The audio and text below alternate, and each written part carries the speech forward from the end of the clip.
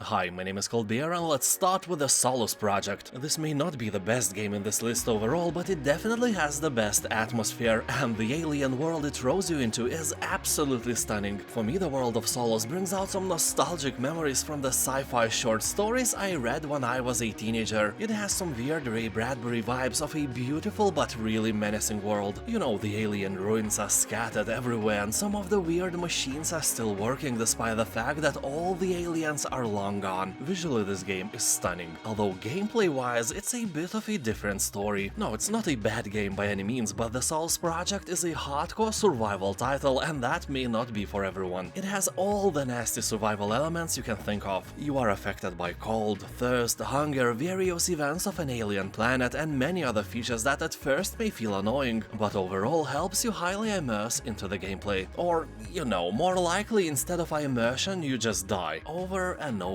again. Although keep in mind that if you die often enough and this mechanic is not for you, you can just turn all this survival bullshit off. Yeah, the Solus Project just lets you play casually. Of course, you immediately lose all the immersion, but you can explore the surroundings, solve puzzles, and enjoy interesting story. So here you will explore through 5 islands and 5 large tomb caves, all handcrafted, no procedural nonsense here. The campaign itself will take about 25 hours to finish.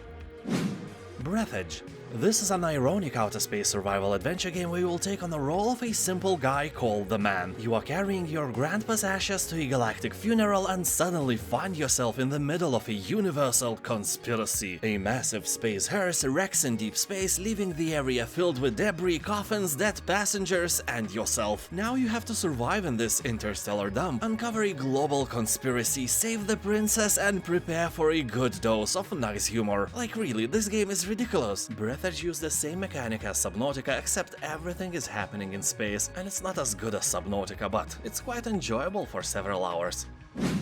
Raft. Build a raft of your dreams and sail into the ocean. That may look like the whole point and story of this game, but your mission is to survive an ocean adventure across dangerous waters, and that won't be easy. Here, trapped on a small raft with nothing but a hook made of old plastic, you awake on a vast blue ocean, totally alone and with no land in sight. With a dry throat and an empty stomach, you will have to gather debris to survive, expand your raft, and be wary of the dangers of the ocean. You may play the game alone, which is perfectly fine, or with your friends if you have any. Also with creepy strangers as well. That would add to immersion, don't you think? Imagine, you are on the Titanic, it sinks, and you have to share the boat with a dude who obviously thinks of killing and eating you. Immersion over 9,000, right? So can you cannibalize your friends here? Well, sadly no. Even if you are very hungry, you will have to eat fish and other stuff you manage to catch. No cannibals here. But with the next patch, who knows? The Forest and Sons of the Forest. So, speaking about cannibals, here you'll find plenty of those. There are 2 games in the series, and the first part, called The Forest, is one of the most beloved games on Steam overall. I'm not kidding, it has almost 400,000 reviews and an overwhelmingly positive score. So here, alongside the sandbox part, where you cut the trees, build cute houses, lay traps, and free roam this beautiful world, there is this aforementioned cannibal part of the game. You have to defend yourself against a clan of genetic mutant enemies that have beliefs, families, morals, and appear almost human, except that they want to kill and eat you. Second part of the game, called Sons of the Forest, was recently released in early access, and the game was so popular it literally crashed Steam and people had to wait for their turn to buy the game. So far it has very positive review score left by tens of thousands of people, and the price is really nice. I imagine that they could just make it $60 or euros and ride the wave of popularity, but the price of the game is just half of that. The Long Dark.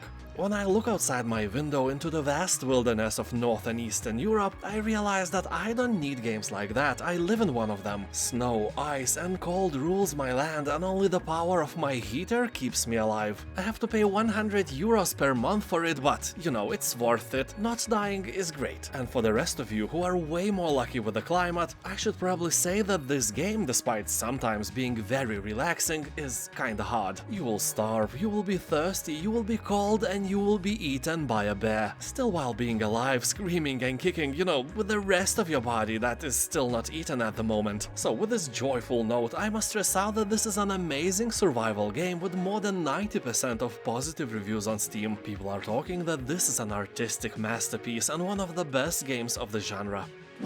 The Planet Crafter.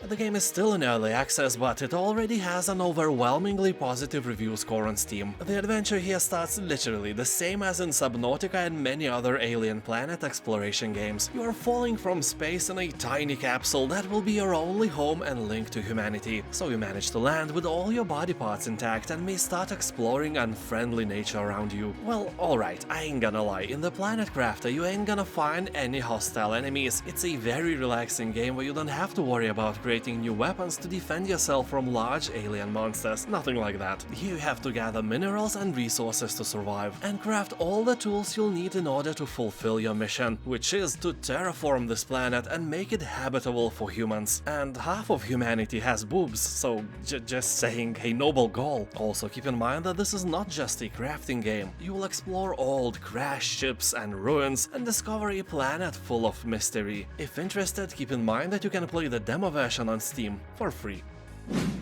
No Man's Sky. The developers say that here you can become anything you want, but it's obvious that you can't become a pirate giraffe with palm trees instead of legs, or an ocean filled with pink shoes. You can't become an ocean here, so realistically speaking, you have limited choices of what you may become. But in general, this game lets you choose from many different paths. Will you be a fighter preying on the weak and taking their delicious potato salad by force, or a merchant who will find rich resources on forgotten worlds and exploit them for the highest prices? Or maybe an explorer? Go beyond the known frontier and discover places and things that no one has ever seen before. Like, whiskey without a hangover. Nobel Prize guaranteed. That's not how the Nobel Prize works. Oh, shut up. So in general, No Man's Sky procedurally generates the whole universe. It's still a bit smaller than your mama, but it will be enough for you to dive in for a few days at least. Or maybe more. A lot of people who left comments on Steam, for example, have from about 20 to 150 hours of playtime. You can also play it in VR mode, although it's not a requirement by any means. Astroneer.